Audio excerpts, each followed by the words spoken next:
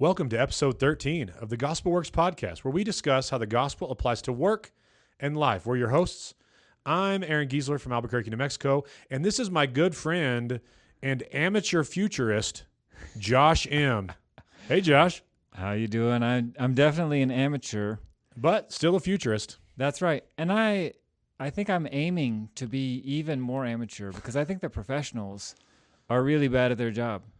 I think that's how you become a professional futurist. You just got to get enough stuff wrong where people know, like, you have to, it's notoriety over accuracy. Yeah.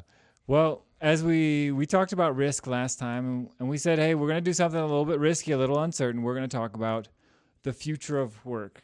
You know, because most of the time, our society is it's actually incredibly stable. It's unbelievable. Especially from a historical point of view. I mean, you look at the history of humanity, and let's just be honest, you look at just even our society based on a lot of other places in the world right now. Right. Or our society 60 years ago. Yeah. Yeah. Everything's stable. Not everything. Things are incredibly stable, even when they don't feel that way. Right. But yeah, man, we have a stable society. So can you think of any time where in this particular society you have felt like uncertain or unstable, like you didn't know it was coming? Yes. And one of the most common ways that adults feel uncertain when you are having children. That's remember your first child being born, Josh, or your I can't remember. Yeah, I don't remember at all. All right, actually.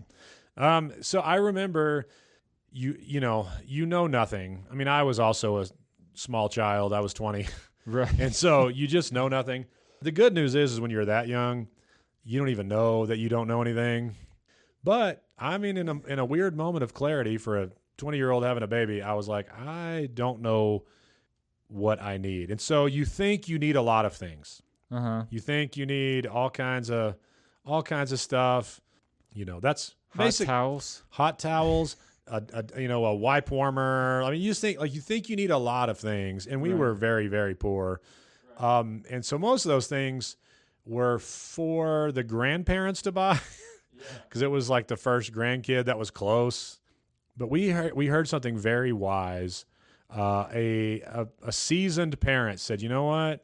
First year of life, your kid's going to wear like 12 things. Yeah. Yeah. I mean, like he's going to outgrow things, but like he's going to wear the same clothes over and over, the clothes that are the easiest to put on. So buy diapers. You're never going to have enough.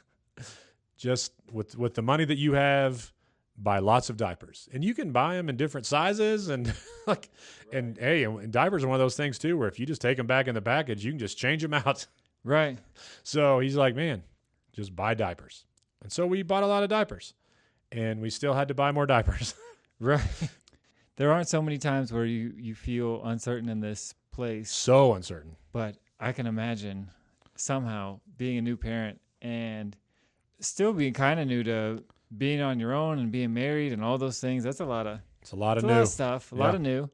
I think one of the things that's different for us now versus earlier times or versus even other places in the world is kind of like the baseline level of uncertainty, because everybody, when they have their first kid, is in fact, I would say those folks may even have it better because they have deeper social connections.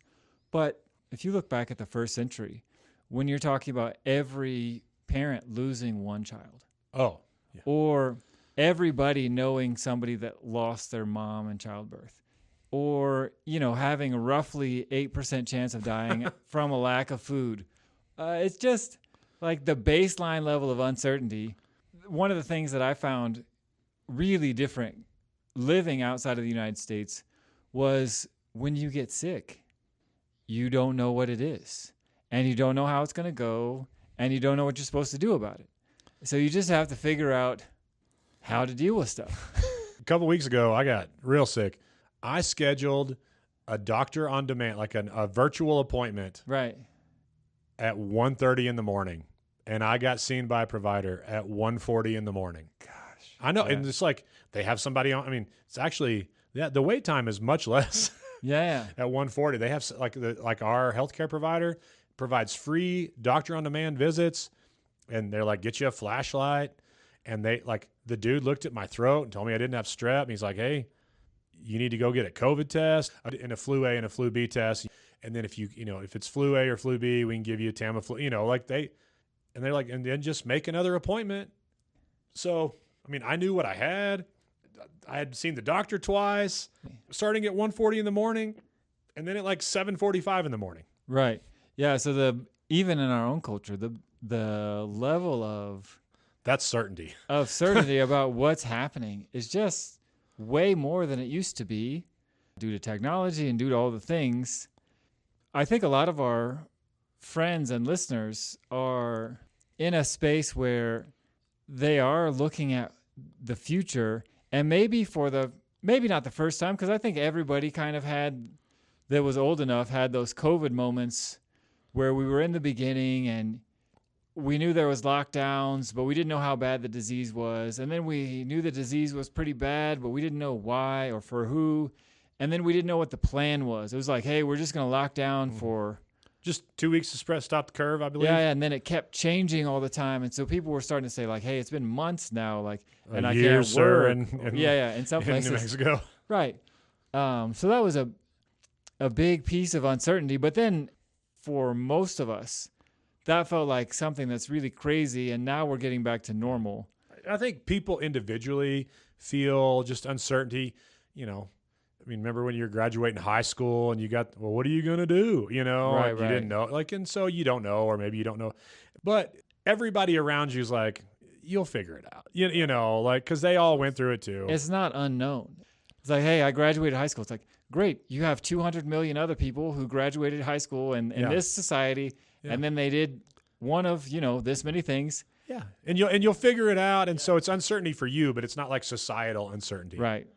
Structural, maybe. Right, sure. But now we're kind of entering a period which is much more similar to, let's say, the Industrial Revolution, the second one or the first one, maybe the War of Independence or the Civil War, a time when nobody kind of knows what's happening with regard to work. Like, there's all these things around automation and AI. Nobody has a crystal ball, and the choices that we make today have pretty high stakes. Where you choose to go to college or what career you pursue right now, those are big decisions, and we are making those decisions in a situation that we are not used to, because we're used to a very incredibly unusually high level of certainty and stability and predictability. Like, hey, guess what? With a few dips that really threw us off our game, the stock market has gone up at 8% a year for 100 years. Right? Like, hey, maybe you're off by a year or 10, but it's 8% a year for 100 years. What your income will be if you just go to high school versus college. All of those things have been stable since the 50s. Yeah. And now we're looking at a future where whatever it's going to be, we don't know. Maybe it's exactly the same somehow, or maybe it's way different, or maybe it's just a little different, but it's uncertain. So this is a problem. Is that what you're saying? I mean, it's a problem somehow. Why is it a problem? I mean, the main reason it's a problem is because you still have to make choices. Okay, so it's like, it's a problem the same way the test is a problem when you get it before you take the class. A lot of us are going to face tests that we have never been taught the lessons on. Right. So today, what we're going to try to do is discuss what's going on in the world of work. We're not going to spend a whole lot of time on it because it's changing really fast. And whatever we say in 6 months is likely to be irrelevant. But it gives us So if you're listening to this in summer of 2026, disregard. Right. Or at least just get the gist, like, hey, this has changed. We're going to talk about where those changes might lead us. And then we'll get to the important part, which is, even though everything is uncertain, what kinds of things can we do to prepare ourselves for the future? So this big problem is the future is uncertain, and we got to make choices. and it's not just like, oh, what am I going to eat for dinner? These are high stake choices, and especially revolving around work. Right. What kind of career do I even choose? Yeah. But then not just that, how do I prepare for it? Right. You graduate in 2004. Everybody knows if you're good enough at school, you go to college because then you're going to make more money for the rest of your life. One of the statistics that I saw. I beat that stat. Yeah. One of the statistics I saw, it's anecdotal because it was only based on a very small sample size, but it was a couple of universities, and it was showing how easily they placed computer science grads, which has been a good, that's what I graduated as a long time ago. But basically in 2024, they had an 89% placement rate 2023, 89% within the first 6 months. They had a paying job, and the average salary was like $65K a year. 2024, it went down to like 64%, and the salary stayed the same, right? So less certain, same money, but then the latest iteration of that, which was 2025, 19%, but they were making like $69K.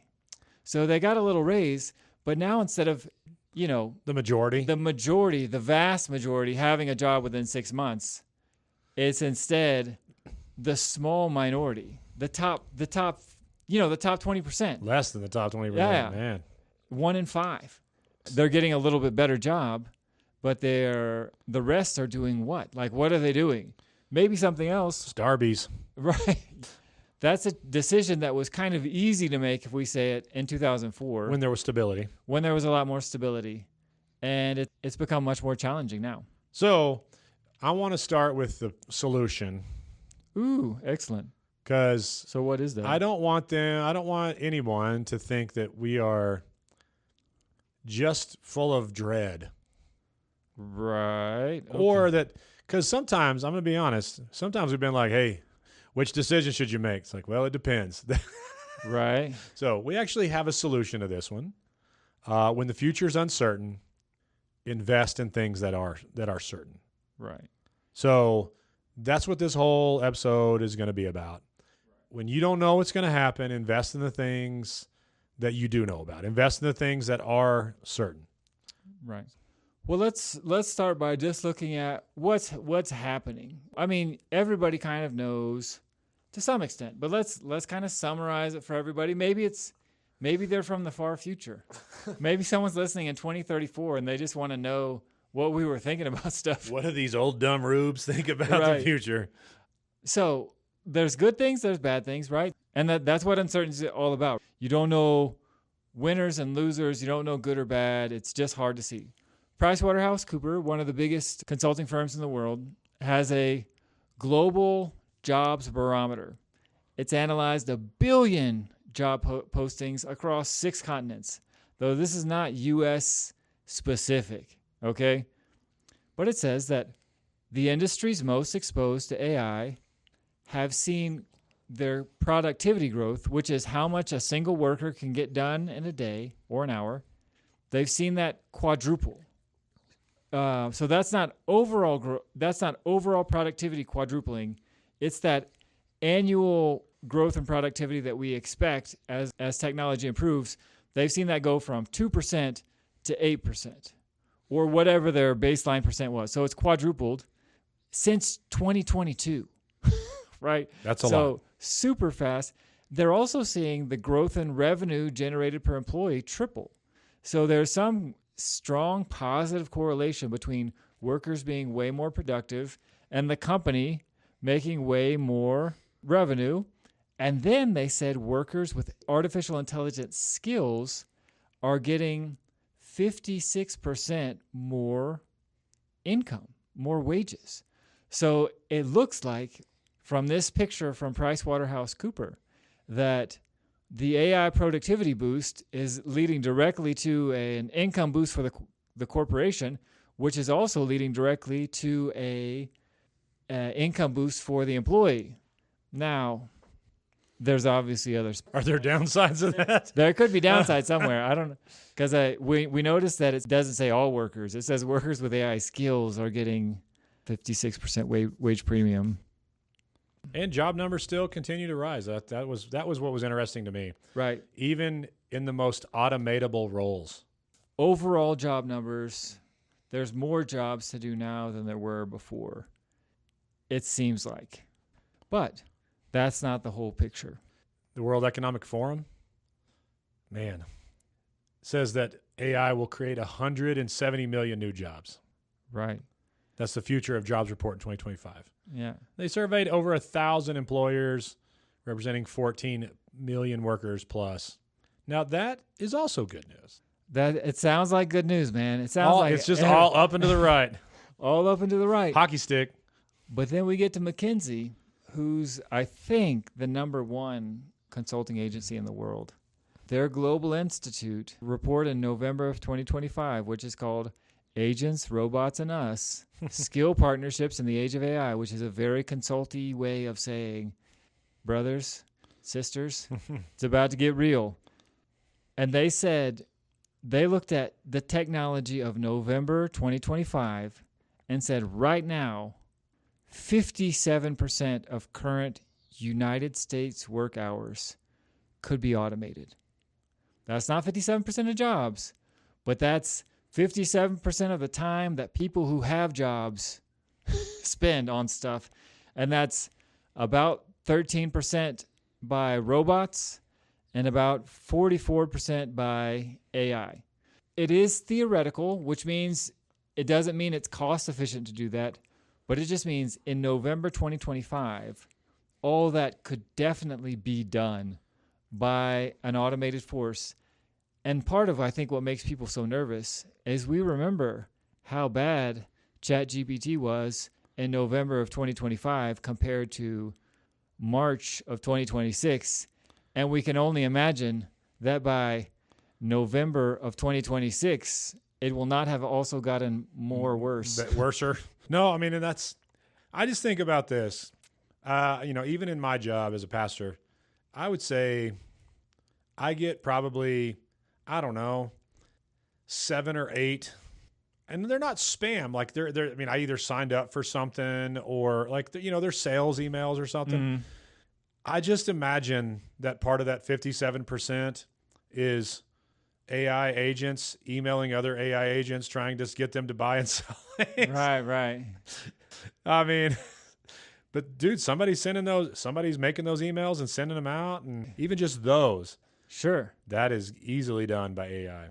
I don't know how familiar you are to generalize productivity across jobs is really difficult. Yeah. So what they do is they break down every job into tasks, and that's the Department of Labor, and it puts out this big thing, and it's like, okay, if you're a computer programmer, what are the tasks you do? Like write emails is one, write code is probably one, blah, blah. Meetings. Yeah, and so that's the data set that McKinsey's working against. And then there's an organization called METR, which I would recommend anybody go check out. And it's a nonprofit who is kind of looking at the progress that AI is making. Yeah, I mean, and then you hear things like when Goldman Sachs research, they estimate that AI could do the equivalent of 300 million full-time jobs. Right. 9% of the global workforce. Right. That's a lot. It's a lot. So I think about this. If you are living in, let's say you're a copyist in 1495, and it's like, oh man, no one's ever replaced. I do a job that is so hard. I train so long. I can read and write. No one's replacing me. And then this terrible person named Gutenberg can just do your job so quick. Right. And the thing that makes this uncertain rather than either utopia or doom and gloom is one of the most well-founded pieces of social science is how bad experts are at predicting the future. So you'll see that these consultants, whenever they write about stuff, they use a lot of what we like to call the subjunctive in grammar, which means would, could, should, maybe, might, who knows. They don't ever say who knows because they have to sound a little bit confident. They have to. They're experts. But they also are hedging their bets. Yeah. I mean, because they're charging $1 billion to give you that report. Whenever I see these, expert futurist types, they only have a slightly better record than the Bible end time prophecy guys. Right. Like 1988, Jesus coming back. Mark it down. Put it on your calendar. 2012. I mean, well, there was one like last year. The guy in some guy in, was it Kenya or somewhere in Africa? He's like, no, God told me, and the day came and went, and Jesus is still with us with His presence, but He did not come on a cloud. So, if you're asking what is going to happen, there's some things that we know, like AI will get better. AI is going to get better. We have been talking about. Honestly, we've been talking about. In the economics field, they call it technological unemployment, which just means losing your job due to AI and not being able to find another one. We've been talking about it since the 18th century, when you know how people are called a Luddite. Where does that come from? Those guys invented the weaving machine, and the weavers who went to blow those people up and tear down their stuff. The Luddites, they're the people who tried to destroy the technology that was taking their jobs.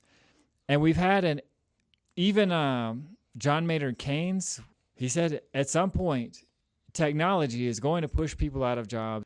John F. Kennedy talked about the dark clouds of economic dislocation due to the rise of technology. Barack Obama said the same thing. I think it was in his 2012 speech. Maybe as he was 2016 was a different president. I think it might have been as he was leaving. I think it was 2016. Gotcha. Just talking about how we needed to kind of come together because almost the same words as John F. Kennedy. Because the robots are taking over. Right. If I say it's not new, it's Skynet. It's Skynet. It is coming. And it never had to be AI or robots. One of the most famous economists is named Leontief. He's either Ukrainian or Russian. His first name's Vasily. And he said, in the end, horses could have done whatever they wanted to protect their job from tractors.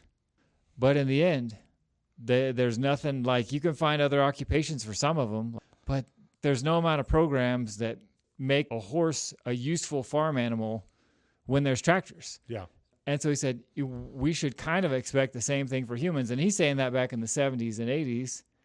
It's complicated though, right? Because a lot of times you create the spreadsheet, which replaces the person standing over a large drafting table with a physical piece of paper that has cells in it where they're doing calculations. You replace the computer. Yeah. The lady. Being. Yeah, the ladies that did, they got the space shuttle up into the, with an actual machine that does computing. Right. And what that does is it increases the demand for that service because now it's cheaper. And so it creates new jobs at the same time that it's removing some of these other jobs. And that's kind of always been how it's happened for the most part. When the Luddites were attacking, you had lots of weavers. Right. Because you needed lots of things woven. Like you needed clothes and all that had to be done by hand. You know what there was none of before the weaving machines came? What's that? Weaving machine repairmen. Right. or people that have to run weaving machines. Yeah, the weaving machine calibrator. And then there's just a lot of humans are super clever about finding other work. And so we've created so many jobs, and a lot of them are more service-oriented, blah, blah. That all gets really kind of complicated. And that's part of the reason why so many economists who are kind of the key advisors have their head buried in the sand on this, because they're saying, listen, we've been crying wolf for 200 years. This time we mean it, though. But so it's wrong. Like most economists will say, this AI thing, it's just going to create more jobs. I bet it's 98%. Huh. 98%. Like I saw this labor economist the other day. She said, oh, of course. Like AI, it's going to cause disruption. It's going to do some stuff. it's going to, it's going to move people's jobs from horse driver to taxi driver or whatever. But, it's always been like that. So it's going to keep doing that. But the technologists who are building this stuff are saying, well, this is different because every other time we created jobs that, well, for one, we didn't create anything that was generalizable. It always had to have a human running it. Now we're talking about creating robots that can just do the thing, and that can do kind of anything. And we're not just in the first and second industrial revolution, we removed men's muscles and women's muscles, like their physical strength from the job. It's like the difference between, a hay fork and a hay baler. Yeah. Right. So still have to have a dude that drives it or a person that drives it, but you don't have to have the level of strength. So now an old man like my dad can drive a hay baler, where in the old days he can get as much work done as 60 young prime right, guys. Yep. Sure. But AI is doing the same thing with the work of the mind. That was always we have machines right now that are super good at doing most of the farming. Right. Where we have with way less farmers, right, we can do way more farming. But so we had to go they had to all shift somewhere else. But when you're talking about a generalized intelligence, every sector, and the economist that I've seen that does an okay job in this is named Daniel Susskind, and he wrote A World Without Work. And he said, even generalizable intelligence, maybe we don't see that for a long time, but these narrow intelligences, all they have to do is figure out the task. And so, sure, we don't have an Omni tractor that can do everything, but you don't need one. No. You've got a disc and a baler, and all that together means, and then you're multiplying the productivity of workers, but the number of workers whose labor is going to be necessary is going to be less. And so the problem with Susskind is he does a pretty decent job of analyzing the problem. He does a terrible job of providing solutions. But the end of the good part of his book, which is the end of the first part where he talks about the problem, he says this: the trouble with attempting to give any detailed advice for that more distant time is that an impenetrable shroud of uncertainty hangs over exactly which tasks will remain out of reach of machines. All we really know with any confidence is that machines will be able to do more in the future than they can today. Unfortunately, this is not particularly useful for deciding what people should be learning to do, but that uncertainty is unavoidable. And so we are left with just our simple rule for the moment: do not prepare people for tasks that we know machines can already do better, or activities that we can reasonably predict that will be done by machines better very soon. So I should not tell my son to practice his winnowing fork. Right. Dang. Okay. Just learn how to work a baler. Right. Learn how to work a baler for now, and then a lot of those, the big balers now and the big winnowing forks, they run off GPS and AI. Yep. So don't have a.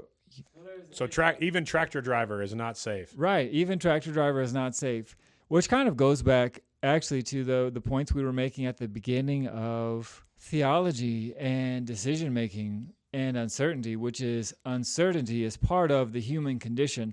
And we've tried to put it under a bushel basket so that we could ignore the fact that we didn't know things. Just like we tend to hide from the idea of sickness and death in this country. Like it's not something that we want to see or deal with. I mean, we see that. I see that a lot. I mean, even in 25 years of doing pastoral ministry, since really COVID, I've seen more people choose not to do a funeral for a loved one. Yeah. Just because they don't want to, they're already gone. I don't want to think about it anymore. Right. Now, as a pastor, as a clergy, you got to mourn collectively. You need to mourn as a family. You need to mourn, but there's so much of that. I don't want to talk about it. I don't want to deal with it. I don't want to think about it. Right. And we have that same kind of an attitude towards uncertainty. What we really want our society, and by that I mean Western society, and maybe, yeah, safety and certainty kind of are a matched pair, and we tend to be on the path towards maximizing those at any cost, almost. So, yeah, it makes saying the truth, which is, hey, we don't exactly know what's going to happen. Now, there is like the doomsday scenario, which is Skynet. Not even Skynet. It's like I just like Skynet. Is it Terminator for all that's of you Terminator. Sorry. It's when the robots take over. That's why I always say please and thank you to AI. Right. It's smart. But the idea of recursive self-improvement, which is when artificial intelligence can design the hardware and software that creates artificial intelligence or improves it. Once that happens, if that happens, well, then their ability to get better quickly, it gets really... The hockey stick gets even more hockey sticky. The hockey stick gets super hockey sticky. Yeah. And if you want to understand how people seem to be thinking about it right now, that's an important thing to bear in mind, is because if you just imagine that you have a really fast drag strip car, right? If your drag strip car starts going before the other person's, it doesn't matter, even if it's just a second. The race is over before the other guy, even if his drag car is way better. Yeah. So the idea is, if ChatGPT gets to recursive self-improvement one day before Anthropic, then Anthropic can never catch up. Yeah, I mean, the internet's like that. It's winner take all. It's winner take all. Now, can that actually happen? Guess what? Experts have a terrible track record at predicting the future. Maybe, maybe not. But what we do know is that a lot of these AI firms are laying off a lot of coders because, what I'm reading is the insights are still coming from the people. Right now, AI is supplementary, they're not driving the advances. Not the primary advancers, yeah. And this just goes to show, I mean, not only do the experts have a terrible track record, Solomon wrote Ecclesiastes, the wisest man in the world. Ecclesiastes 8 says this: when I applied my mind to know wisdom and to observe the labor that is done on the earth, people getting no sleep day or night, then I saw all that God has done. No one can comprehend what goes on under the sun. Despite all their efforts to search it out, no one can discover its meaning. Even if the wise claim they know, they really cannot comprehend it. And that goes to even the future. Right. He said that before AI, but even with AI, did he? Oh, okay. It's part of being finite, right? You can't understand everything. You can't predict the future. That's what chaos theory is all about, right? Like in complex systems, the smallest deviation in the initial conditions produce outcomes that are so far apart that it's night and day. It's the old a butterfly flapping their wings in China causes a hurricane, and yeah, I mean that's not a saying about the power of butterflies' wings. It's a saying about how it's impossible to know what causes hurricanes. Yeah. Right? Like that's the point. It's why, I mean, so I love this quote from Peter Drucker, who, trying to predict the future is like trying to drive down a country road at night with no lights on while looking out the back window. Right. I mean, that is that's true. For those, I said that, I think I even said that last week, and it still holds true, man, because it is such a good quote. Right. And if you've ever tried to drive down a country road with no lights on, even looking forward, still pretty hard. Still pretty hard. I'm not sure how much the lights off hurts when you're looking backwards. Yeah. But it probably does hurt some. Yeah. Especially if the moon's out. Right.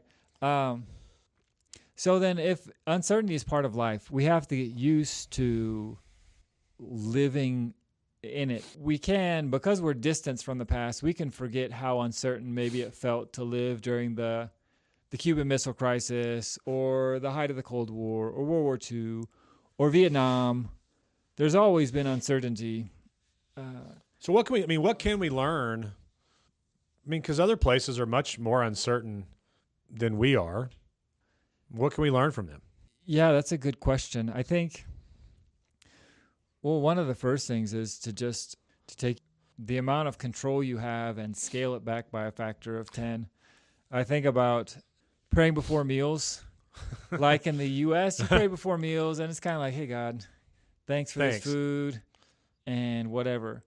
And when you're out in the bush, you look at that food, you look at the surroundings, and you say, Dear Lord, most mighty protector, maker of heaven and earth, Jehovah Rapha, please let this food not hurt me. And thank you. Yeah. That's like when I used to go, whenever I used to go, when I was a youth pastor, go hang out with, the kids at lunchtime. Right. And anytime you eat a school lunch, you're not always thankful, but you always pray. That's right. Really hard. Yeah, because once you get really sick a couple times, that baseline uncertainty is something that we have forgotten how to deal with because we have organized uncertainty out of our lives. Regulated it out of our lives. We've tried to, right? I think you see that in, the more I travel around, you see, it's like, oh, there's lots of little uncertainties about everyday life. Is the bus going to run? But then I see here, it's like, oh, we have the most certain society that's ever lived, and the highest rates of mental illness, right? Anxiety, depression. I mean, right. We've moved that. Well, you cut all the fat out of your day, right? Yeah. Because if you're taking the bus, which is already super unusual, if the bus is leaving at 8, you're going to get there at 7:58, and you're going to use your app on your phone to make sure that you're not there for an extra minute. Where in Indo or Africa, maybe you're going to the bus, you might get there 30 minutes early because maybe it's 20 minutes early, or maybe it's an hour late. Or 6. Or yeah, who knows? If the human body was built by American engineers, it would die every day because there's no redundancy. It would be so efficient that the first time that anything happened, it would just die. But the Lord in his infinite wisdom, he's like, you know what? You can get by with one eye, but 2 eyes is good. You can get by with 1 kidney. 2 kidneys is good though. There's so many backups and redundancies and ways to reroute and things that can heal and reserves of energy and reserves of everything. You don't have like just-in-time food. Yeah. We have just-in-time logistics, but if you had just-in-time food, if you went 2 hours without food, you would die. Right. You'd be way more efficient. Way more. Like if an engineer designed the body, they would look like those crazy bodybuilders. Yeah. Or the crazy marathon runners. Like whatever they were, 1% body fat, almost dehydrated, just everything right at optimum. Yeah. And then as soon as you got a flat tire on the way to work and Dead. You couldn't eat your snack, you'd be passed out in your car. And if someone didn't come pick you up and save you. If your temperature got to 99.1, right, dead. You're dead. So that's just living in a more uncertain environment. You don't take everything to the edge because smaller risks are actually bigger risks. So what should we do, Josh? Since we don't take it to the edge, we don't, we kind of reframe things. We rely on our faith. What should we do? I think it's probably good to start figuring out, especially if you are more introspective, to start looking at some of the research on living with uncertainty, because again, this is going to be kind of new for you, and there's some very predictable cognitive biases that we all have built into us biologically. And you'll find out that, hey, humans hate being uncertain. I thought it was just me. Yeah, which means they tend to do what? Ignore uncertainty. They fix it or ignore it. That's not very wise. I mean, we talked about a lot of the things they do. Right. They discount it. They discount the future. Yeah. You spend a lot more time trying to avoid a loss and that's actually not bad. What is that, sunk cost fallacy? Sunk cost fallacy, bias towards the status quo. Now those things aren't bad, especially in an uncertain world, because sometimes losing that small thing is way more important than getting that income, right? Like if you don't get that sandwich and you're going to die, well, who cares if you would get 3 sandwiches next week? Yeah. Because you're already dead. So I think just having, especially since we have, there's things that you lose. One of the things that I thought was super interesting when I started to work with oral people who didn't write stuff down, none of them knew their birthday. You know why? Because if you don't know your birthday every day for your whole life, then it's gone forever, right? Like you can't go look it up. It's like, when's your birthday? It's like, I don't know. It's on my, yeah, it's on a that thing Sunday. That I can't read. Yeah. And if you think about how then, people didn't you live somewhere that everybody had the same birthday? Anytime you work with refugees, they're all born on January the 1st.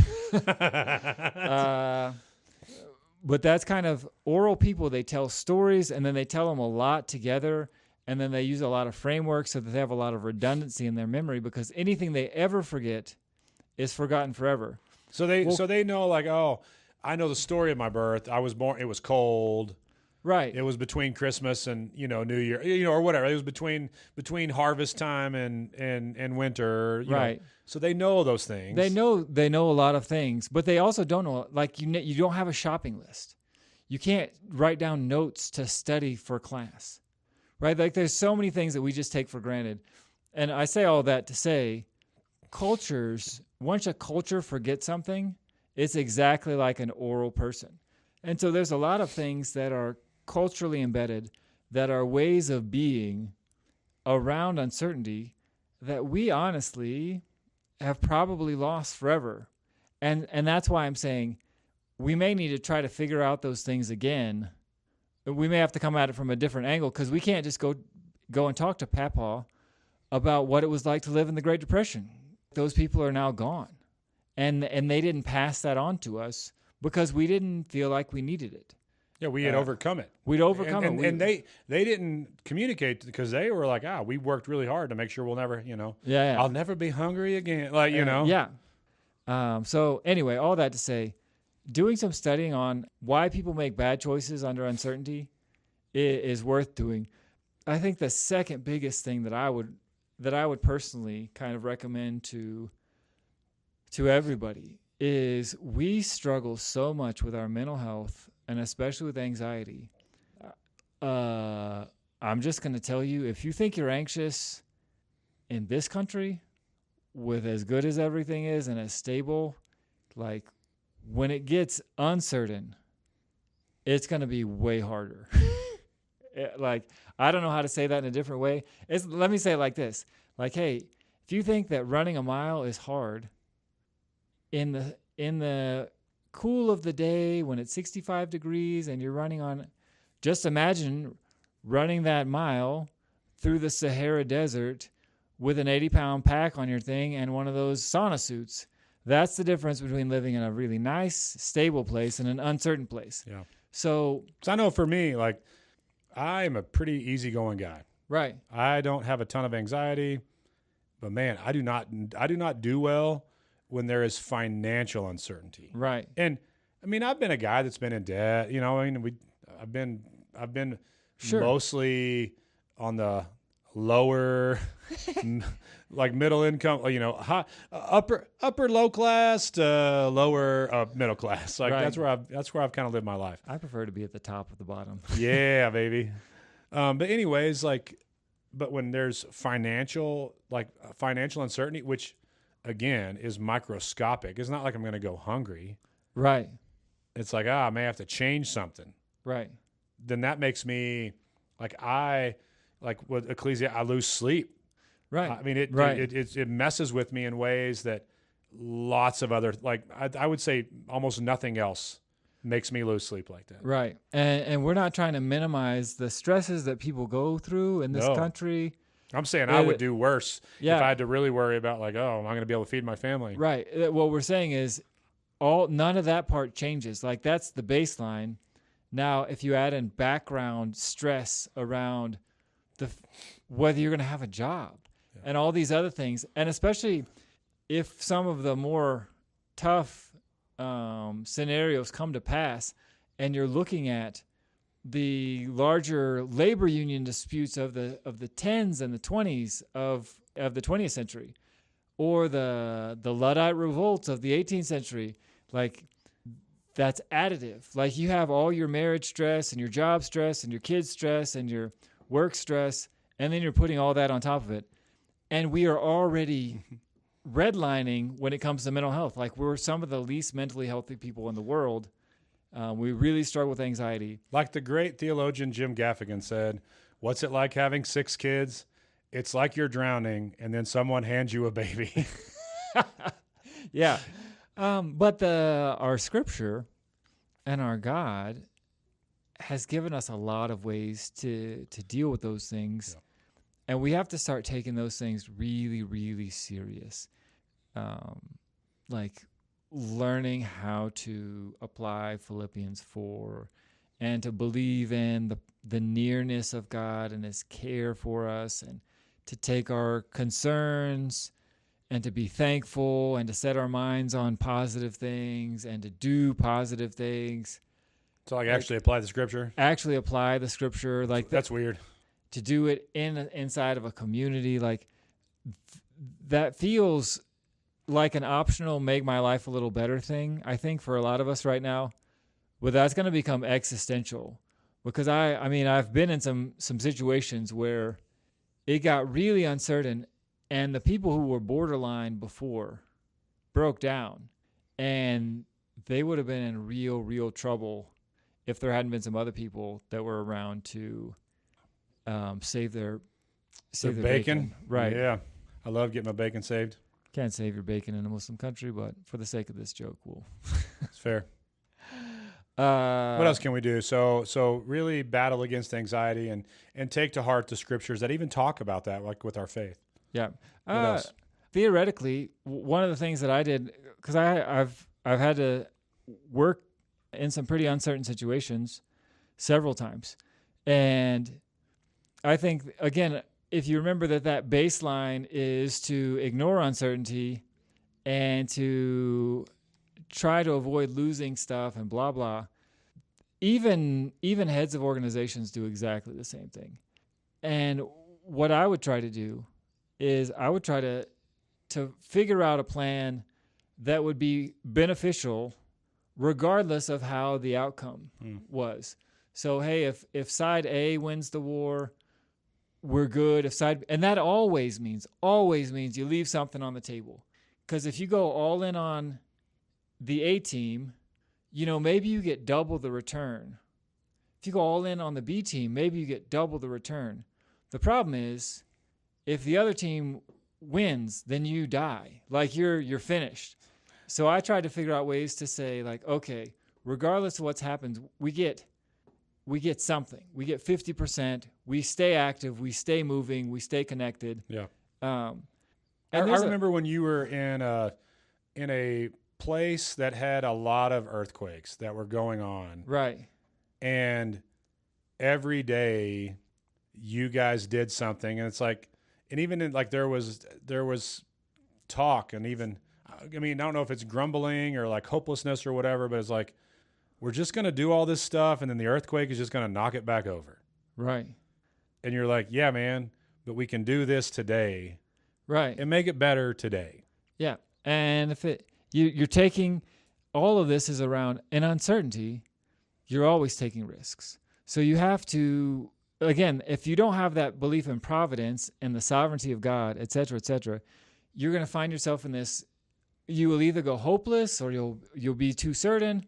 I think people should do is, do the best you can regardless of what's going to happen, and set yourself up to be flexible, also set yourself up to be redundant. So a lot of the advice on finance in the Bible. Behold the ant. It's about working hard. It's about not being in debt. Why? It's about storing things up. It's all about reducing your risk. You don't know what's going to happen. But we know that you'll be a slave if you can't pay out your debt. your business might not grow as fast if you don't take on debt. So one is less good, the other one is very bad. And so when things are very uncertain, Which one? Slavery, right? Slavery Okay, was just a making really sure. bad one. Good. Avoiding big bets on uncertain things. If you're 18 right now, a college experience is cool. It has some intrinsic value, but monetarily, you have no value for 4 years. Like 3 years of college is worth zero. 3.5 years of college is also worth zero. Even if they go to a cool party school like you did? Right. So you have to think, like, do I really think if I go $100,000 in debt versus making $200,000, what if that job isn't there in 4 years? You have, in order to try to get a bigger return in the long term, you've put yourself in a bad situation if things don't go right. Yeah. Now, so I think you'll see probably a lot of kids go into trade schools because they're at least thinking, at least I'm not going in the red. At least I'm putting something away. And if there are robot carpenters in 10 years, well, then I worked for 10 years and I made, $600,000 instead of going to school for 4 years, working for 6 years, maybe if that job exists, and then who knows what you made. And that now, to go back to our wisdom discussion. Right. Your mileage may vary. Your mileage absolutely varies because depends where, Are you going to the community college to get your basics out of the way Sure. for 11 nickels and 2 raspberries? Right. Like, And you can still work during the day. and you you're can going still to night work. school. Yeah, I mean, like, so my daughter, she just graduated a year and a half ago, 2 years ago, something. She actually she finished with more money Yeah. than she started with because she worked. Yeah. And school was very cheap. We live in a state that does a lot of stuff for students. Yeah. And we don't have a ton of money. If your parents can afford to send you to school and $100,000, like if they're very diligent and they've saved up $100,000 in a 529 plan, Right. or you have grandparents that want to send you to college, if you go to meet people and if you play your cards right, it can still be one of the most lucrative things you could do.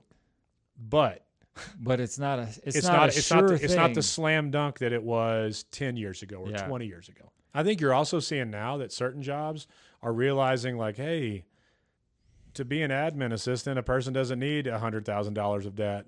So here's these entry-level jobs even the government. So some of the government jobs I'm seeing do not require college degrees. Right. But the point is, we're talking out loud here. Yeah. The whole thing about uncertainty is you don't know who's going to win and who's going to lose. So what you really have to think about is what's the time frame of your investment, what's the level of your investment, and then does that make sense given what you're seeing right now? So avoid big bets on, I'm going all in on. It's just like going all in on being a professional gamer. It's like if you put that same level of critique into going all in on getting a business degree or going all in on being A theater degree or a computer programmer. Yeah. Just sit down with someone old, sit down with someone that is one of the things that we hope to do on this podcast is interview people that are in certain professions so you can hear. We got one coming up. Got one coming up soon. But you need that level of now is not the time to jump in blind and just assume that however bad the decision is, you can swim your way out of it. And just because something worked 20 years ago, Right. It's going to continue to work today. So, Well, I know the last one one of the things you should do that you are big on, and so is my financial advisor, is diversify. The opposite of putting all your eggs in one basket, as you've been told. And that is a scriptural mandate, a scriptural, like it's principle. Principle. Sorry. Ecclesiastes 11. I have so many favorite Ecclesiastes verse. Ecclesiastes 11:1. In the NIV, it says, ship your grain across the sea. After many days, you may receive a return. Invest in 7 ventures, yes, in 8. You do not know what kind of disaster may come upon the land. And so, I mean, it's telling you to diversify. But in Ecclesiastes 11:1, in many versions, it says, "Cast your bread upon the waters, for you will find it after many days." And I always just thought of feeding ducks, and you would throw that bread out into the water, and then you would stand on the shore, and it would come back to you, and then you would just get the joy and the privilege of having a wet piece of bread. Right. Yeah. But then I read it in the NIV and the New English translation, and it's like, oh, ship your grain. Like, don't just sell local, sell it other places too, that you may, and even that says diversify, because you don't know what's going to happen. Right. Because then in verse 6, it says this in Ecclesiastes 11, "Sow your seed in the morning, and at the evening let your hands not be idle. For you do not know which will succeed." So you're going to plant, and then maybe in the evening you're going to work on a piece of furniture. You do not know which will succeed, whether it be this or that, or whether both will do equally well. So you don't know if you're going to be a furniture maker or which farming or furniture maker is going to be better. Yeah, and it's unlikely that the same one will be successful every year, because you may have a crop failure. I worked with a lot of farmers over the years, and subsistence farmers and commercial farmers. They're different breeds, man. They are different, like different kinds of folks. You always have to have a side hustle. Yes. Because farming's hard, but it doesn't take all your time. You've always got the evenings, and if you want your family to eat, you better have a second job. And like, you work really hard for a while, and then like you wait. Right. Yeah, it's true. Which is like so weird in modern work society. Yeah. I think what the scriptures are saying again is, when you don't know something for certain, it's wise to set yourself up to succeed in a lot of different ways.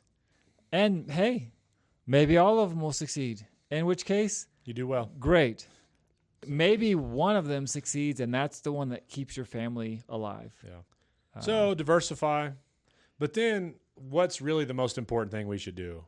I would say, and it's taken us a long time to get here because we've talked about a lot of things, but when the future is uncertain, we have to invest in things that are certain. And we've touched on it a lot of different ways, like planning for success regardless of who wins. But I think for our society, where we're at right now, the most important thing that means is we have to pivot away from this rationalistic, enlightenment, independent, impersonal faith where we attend a church that is it's a commodity. It's a commodity. We go to the one we like. It's about what we learn or what we hear or the quality of the service or the quality of the child care. Very disconnected, very lonely. If you work in very poor places, here's what they know. Your friends and your family are going to be there for you if you're there for them. And so they spend what Americans would consider a wasteful amount of time and resources building everybody up.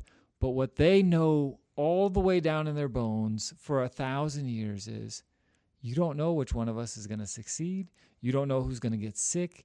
Who's going to take care of your kids if you die? Because there's a good chance that you're going to. Yeah. Right? Like, when maternal mortality is at 10%, I mean, you got a 1 chance in 10 that somebody else is going to be raising your kids. You know what you do when you do that?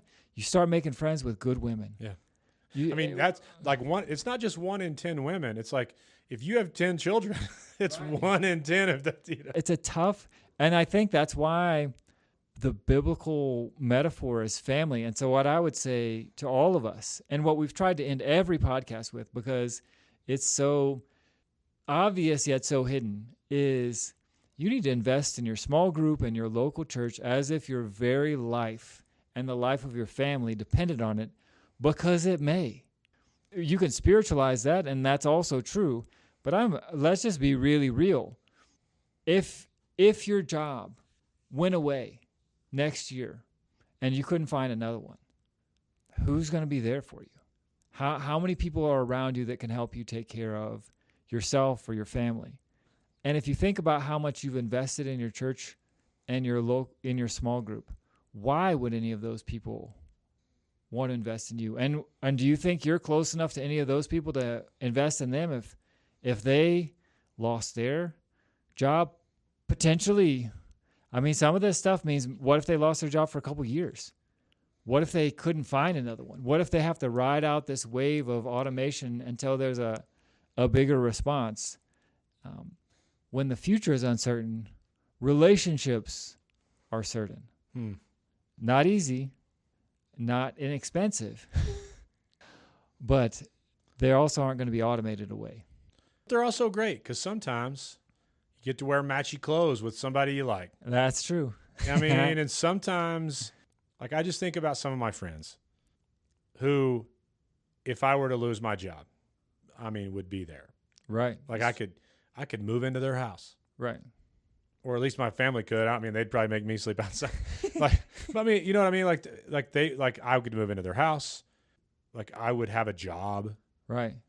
But I have 20 years of, 10, 15, 20 years of history with them, of taking care of them and them taking care of me. Right. And I'm not the most good networker in the world, but I have just spent a lot of time with people like this interdependent, and I love being independent. I come from like the most independent family in the universe. And you try hard to be independent. The problem is you have made friends with people that won't let you be. Right.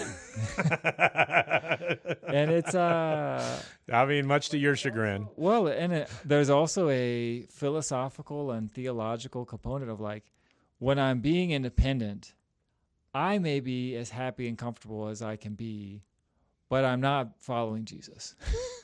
And that's a hard way to say it. Whoa. But guess how much time Jesus spent alone? 40 days and some nights praying. And then he always went back to his fellows, the ladies and men who were traveling with him. Yeah. And he would get away and go pray and be by himself. Right. But he would always be back. But can you imagine Jesus going and sitting in a church and not talking to anybody and going home and saying, "Oh, look, I did it. I'll see y'all again next week." Like, it doesn't make sense. Really learned a lot. Right.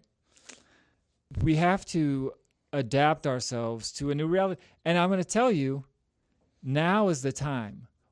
When's the best time to plant a tree? 10 years ago. Right. But when's the second best time? Right now. Right now. Because if the stuff hits the fan, which it may not, who knows? We're not trying to predict the future here.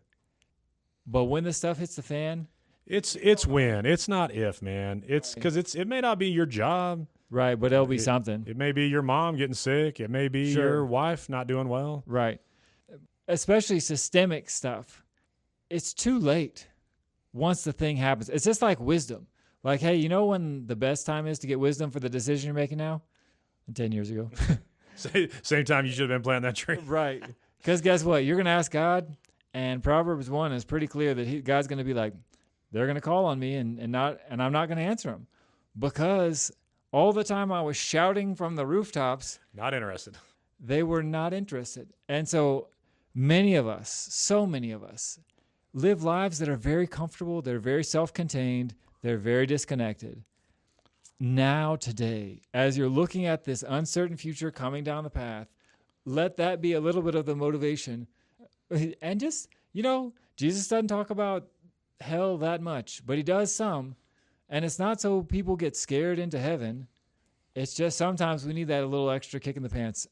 Some of us reaching out is nerve-wracking. Some of us have gotten burned before. We've had bad experiences. We get it. And yet, this is coming. Whatever this may be. And when the future is uncertain, you got to invest in the things that are. 2 Corinthians 8 lays out a theology of church. Our desire is not that others might be relieved while you're hard-pressed, but that there might be equality. At the present time, your plenty will supply what they need, so that in turn their plenty will supply what you need. The goal is equality. As it is written, the one who gathered much did not have too much, and the one who gathered little did not have too little. This is something that, if I just say Africans and most Asians understand, it's part of their culture, is when you've got a lot, you're trying to build up a lot of other people because you never know what's going to happen next week. And that hasn't been most of the time how our society's worked. Most of the time, the rich have gotten richer. Yeah. That's not how the Industrial Revolution worked the first time or the second time. And it's unlikely that that's going to be how it works in the future. It's good to probably, if your church isn't currently doing anything, to work with the community. Is your church ready for a big AI event? Skynet. Robots. We are not ready. I was looking at how the Salvation Army started and how those guys used the church. Yep. You get kicked out of your house because you can't make a payment? Okay, the church has some places for you to sleep. The church can provide small loans to tide you over so you don't get kicked out. The church can provide some small work to do, like recycling stuff or whatever. I haven't seen a church that can do that for more than one or two people. Like, they could do it ad hoc, but they don't have systems in place. Yeah. They don't know how they would decide to help when those resources are getting super scarce. They don't know how much they should help. Like, all those are things that we've got to be moving towards. We want to bring you back to, in case you're thinking of all this, you're like, oh my gosh, I'm overwhelmed. Right. Don't be overwhelmed. Don't be overwhelmed. Fight the battle against anxiety. Yeah. The Lord has given you everything you need. Psalm 27:1. The Lord is my light the Lord is my light and my salvation. Whom shall I fear? The Lord is the stronghold of my life. Of whom shall I be afraid? So this is not supposed to be a scare thing. Right. This is supposed to be a preparation thing and a make you think thing. I mean, just to recap, we don't know what's going to happen. We know things are going to change. It's likely that they're going to change quickly. So our main point is, when you don't know what's going to happen, uncertainty is a reality. It's part of the creation order. When the future is uncertain, invest in the things that are going to be certain for you. So, and now is the time to double down on personal relationships and faith. Following Jesus in wisdom and faith will change. It will change the way you look at the world and uncertainty. So now is the time to do that. Right. Invest. Invite. All of those things. I'm an introvert. Great. Then find an extrovert. Find someone whose shoes you can look at while you talk to them. Right. I mean, this is reality. We have to take action. Yeah. As you're going in through your workday, and people are talking about these things that are uncertain, and as you're looking at the future, a wise and faithful view of risk should change the way that we work and the way that we carry ourselves at work. We should always be characterized by the fruit of the Spirit. Remember, the Lord is our light and our salvation. We don't have anything really to be afraid of. So the call to action here is a little lofty in my mind. It is. Make a list right now of 10 to 20 people that you can count on for real help, not well wishes, not sympathy, but would really help you. And let me tell you, if you go, 10 or 20, I put down 10 spots and I filled up 3 of them, or maybe I filled up 0. Right. It's like, well, you can't do 10 at once, but you can start with 1. And you can start investing in those people. And you can't get to 20. If you're only at 10, you can't get to 20 tomorrow, but you can be investing in those. Now make a plan to make that list longer and stronger and more diverse. You want old folks and young folks. You want folks in different types of industry and different walks of life, because this is not about also just about you. It's about putting yourself in a position to help people. If you come out a winner, if your industry or your job happens to be one of those ones that gets pushed to the top, amen, hallelujah. You get a 56% increase in wages, but a couple of your folks and their list lose their wages. Now you're able to take a stand for them and with them. So make a plan to try to make that list longer, stronger, and more diverse. We're going to leave you this, Philippians 4, 5-9. Let your gentleness be evident to all. The Lord is near. Do not be anxious about anything, but in every situation, by prayer and petition, with thanksgiving, present your requests to God. And the peace of God, which transcends all understanding, will guard your hearts and your minds in Christ Jesus. Finally, brothers and sisters, whatever is true, whatever is noble, whatever is right, whatever is pure, whatever is lovely, whatever is admirable, if anything is excellent or praiseworthy, think about such things. Whatever you have learned or received or heard from me or seen in me, put it into practice, and the God of peace will be with you. You'll have that peace. Now, learning to follow Jesus at work as we face an uncertain future requires real face-to-face community and relationships. We don't just say that, guys. We don't. We really mean it. I can't say it enough that this podcast and good information, you can't predict the future. I can't predict the future. You're going to make it or not based on who you're connected to. And you're making Josh get all emotional, people. Actually put it into practice. We hope and pray that you're finding and that you're building that community wherever you are. Now, if you happen to be in Albuquerque, man, we would love to see you face-to-face at Grace Church in the Northeast Heights or down in Mesa Valley in the Southeast. Thank you so much for joining us for this slightly longer edition of The Gospel Works. If you have comments or questions or ideas for a topic, reach out to us at our email address, thegospelworkspodcast@gracechurchabq.org. Shortest email ever. Shortest email ever. Next episode, I think, is going to be a question and answer about the future of work. But we're uncertain. But we're a little uncertain, and we can't predict the future. Until then, for Josh, I'm Aaron, and this is the Gospel Works Podcast.